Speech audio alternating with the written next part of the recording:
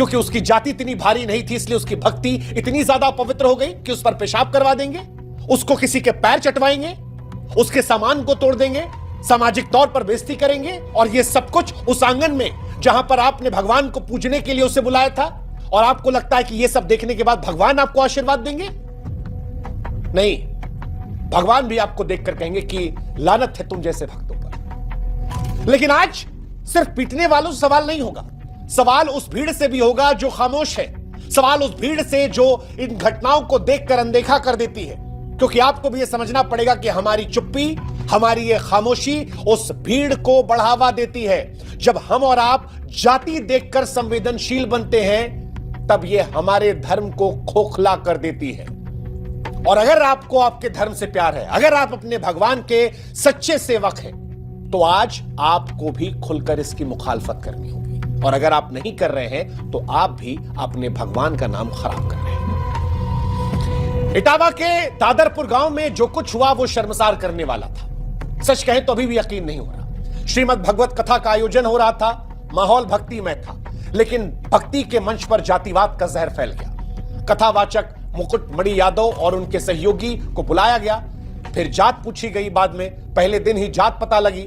कहने को भगवान के लिए कथा थी, लेकिन वहीं पर जात पता लगते ही जात की लक्ष्मण रेखा खींच दी गई। भक्ति को शक की निगाहों से देखा गया और भक्त या कहें कि कथा कहने वाले को ही अपराधी बना दिया गया। 50 लोग आए, हमला किया, मुकुटमणि की चोटी काट दी गई, उनके सिर को मुंडवा दिया गया, उन पर पेशाब छिड़क दिया गया क्योंकि जात छिपाई थी। उन पर लात, घूंसे, चप्पलों से बेरहमी से पिटाई हुई। एक महिला यजमान के पैरों में उनकी नाक को रगड़वाया गया। बच्चों और बड़ों के जूते पर सिर रगड़वाकर माफी मंगवाई गई। उनके सामान को तोड़ दिया गया, सरेआम जलील किया गया। इस पूरी घटना का वीडियो सोशल मीडिया पर वायरल है और इस वायरल वीडियो में साफ साफ दिखता है कि न केवल लोग यहां तमाशा देख रहे थे, बल्कि बेशर्मी से तालियां भी बजा रहे थे। और इसीलिए हम कह रहे हैं कि गुनहगार सिर्फ वो नहीं है जो जाति के नाम पर यहां पिटाई कर रहे थे, उतने ही गुनहगार वो भी हैं जो तालियां बजा रहे थे या जो जाति देखकर संवेदनशील होते हैं। वो ये देखकर संवेदनशील होते हैं कि हमारे जाति के आदमी के साथ गलत हुआ नहीं हुआ।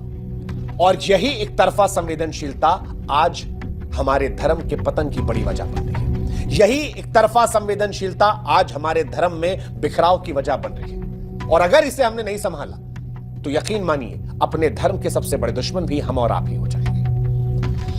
यह मैं इसलिए कह रहा हूं क्योंकि इस घटना के वीडियोस को देखने के बाद भी कुछ लोग ऐसे हैं जो इससे शर्मिंदा नहीं है और अभी भी वो बेशर्मी से आकर कह रहे हैं कि देखिए ना, उसने अपनी जाति छिपाई थी, ब्राह्मणों के मोहल्ले में जात छिपा कर गया था, ब्राह्मण बनने का नाटक किया था। 2 आधार कार्ड मिले थे, एक में मुकुटमणि अग्निहोत्री उसका नाम है, दूसरे में मुकुट सिंह लिखा हुआ है। उसने धोखा दिया था।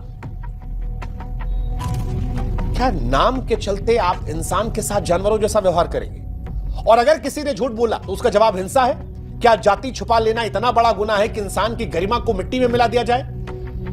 हालांकि मुकुटमणि ये कहते हैं कि जाति छिपाई नहीं।